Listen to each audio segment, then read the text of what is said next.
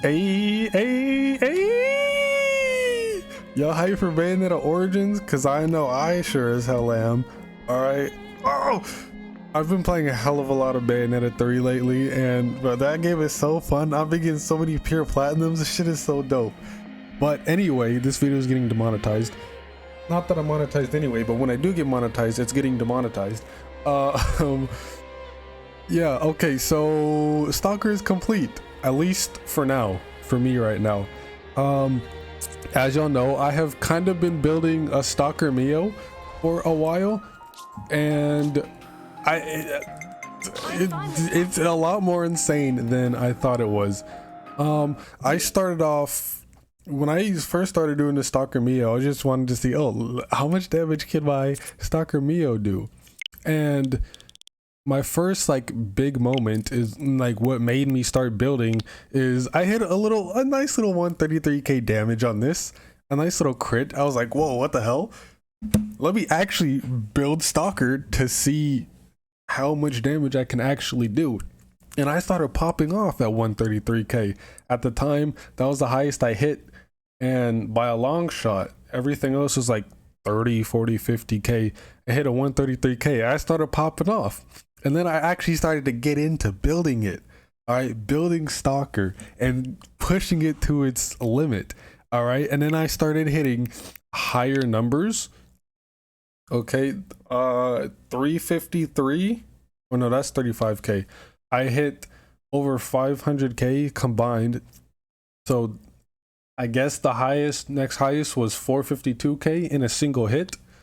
And yeah, I started getting a lot of double hits, 382k in one hit. But I just kept building and building and building, and finally I hit my milestone that I wanted to hit. Right here, I hit 600k damage with Stalker, 659. All right, almost more than halfway through to 700k. After a certain point, it kind of got stagnant where I kept hitting the same numbers. So my goal was to hit 600k and I would be done with Stalker. If I hit 600k, I'll be happy. And then one day I was doing this for like an hour, fighting this boss over and over again, just farming for a 600k hit, and then I finally got it. I started popping off. But it's just insane to think I went from hitting 133k to 600k in the span of just like 2 days, I think. Like, this game is incredible, bro. How customizable it is and how insane it is. But yeah, this is like my Stalker build that I have to be hitting those insane numbers. So this is my dedicated Stalker build. This is how my Stalker looks if you kind of want to have the same build to hit these numbers. Arts, I have Night Hunt, mainly to keep aggro reduction, so I don't get aggroed for hitting so much damage. Shadow Eye, it also has aggro, but it also casts attack up, so that also helps with hitting high numbers. And then Rapid Shot, this is my damage art. This is what I get. This art is what I use to get those insane multi 100k numbers. Boost damage dealt when attacking from the side by Joy-Con disconnection. Boost damage when attacking from the side by 150%. So it used to be 120 because I didn't even have Stalker fully upgraded yet, but now it's 150. And I used to have, I think cross impact for power charge on here, but I changed it to Fatal Bite, which also boosts attack from the side by 120. I don't know, does this stack with the 150? I mean, it kind of felt like it, so maybe that's like 270% increased side damage now. But yeah, it replaced it because if you use the fusion art, you get the power charge after you use the art. So I would have to use cross impact, wait for it to fill up again, and then use the fusion art, but that takes too long. So I just ran all Signifer, just like everyone's Signifer except Mio, so I can keep power charge as much as possible. And then driving arrow, inflict bleed from the back, and hidden thorn as like an extra sense of bleed in case driving arrow misses. And bleed is important because of this skill right here. Boost damage dealt by 150% when attacking an enemy suffering from bleed. So that's just a free 150% bleed damage. And also there's another one. There was one that, okay, yeah, right here, Cursed Edge. Boost damage dealt by 60% when attacking a debuffed enemy. So bleed counts as a debuff. So that just combines with in cold blood. That's what, 210? 210 just pure damage. 210% of just damage boost just off of having one debuff. So that's actually kind of nasty. Her skills boost damage by ether arts by 40% because rapid shot is an ether attack. Curse Edge, and then positioning pro increases the number of positional arts that can be set to the arts palette by 1. I think for this skill I just gave it to her because I didn't know what else to give her. No, I think you actually allowed 1 positional art per character, right? So I gave her that so she can have rapid shot and driving arrow, because this is a back bleed and this is a side damage boost. And her gems, just basic steel cleaver, empowered combo, which I just recently started using because it increases damage by 75% when you cancel an art. So that helps towards increased damages. And then analyze weakness, just so I'm gonna have a high crit rate. A high crit damage, so when I do hit a crit I hit those insane 600k numbers. And then accessories, I have Saturni rings on her, boost attack by 40%, the highest attack boosting accessory you can get in the game. So again, I use this just to maximize damage as much as I can. Silver Gauntlet, it's the highest boost damage dealt when attacking from the side by 30%. So another just raw damage boost from the side. I'm pretty sure this is the highest you can go as well, is 30% with the Silver Gauntlet. But I was reading online it go up to 40%, but I don't know where to find. It's like on the wiki, I think it was a Silver Gauntlet or something that said 40% for the legendary, but then everywhere else I looked it only went up to 30. So I don't know, maybe I'm just dumb and missing something or misread it, but 30% for that.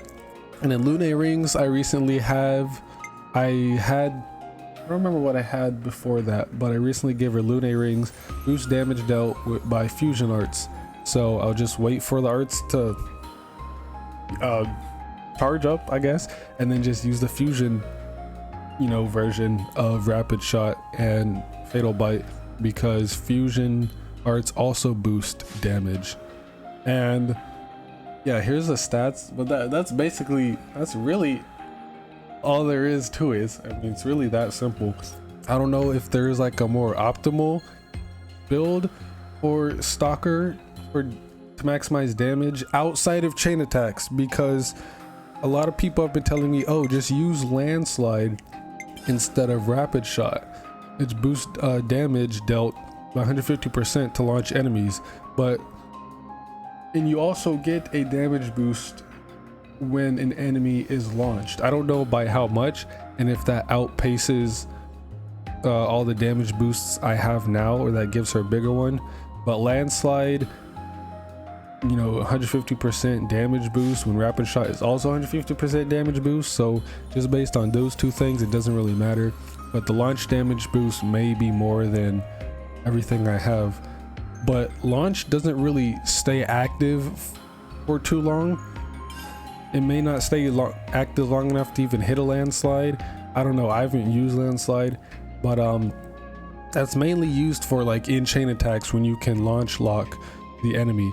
I'm doing specifically like pure out of chain attack damage, like raw damage like DPS, damage per screenshot. All right, I'm trying to hit the highest number in a single hit that I possibly can. All right, on some Hu-Tao shit.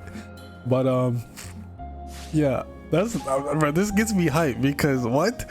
To think that I hit 133k and I thought that was the extent of it. I thought that's as high as I could go.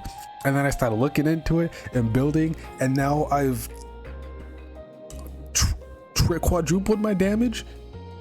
I don't know. I'm not doing the math right now, but I've more than doubled it, maybe even tripled. So hey, if you just put a little bit of time and effort into building a character, they can be kind of nasty. All right, now Stalker Mio is disgusting. All right, Stalker Mio is disgusting. But yeah, this video is 10 minutes long already. Holy shit. But yeah, that's really about it. So I don't really know which class I want to make broken next. I mean, y'all could in the comments, you can I'm blanking out. You can suggest a class that I can build and showcase, because this is actually really fun to build Stalker Mio and just see her hit those damage numbers.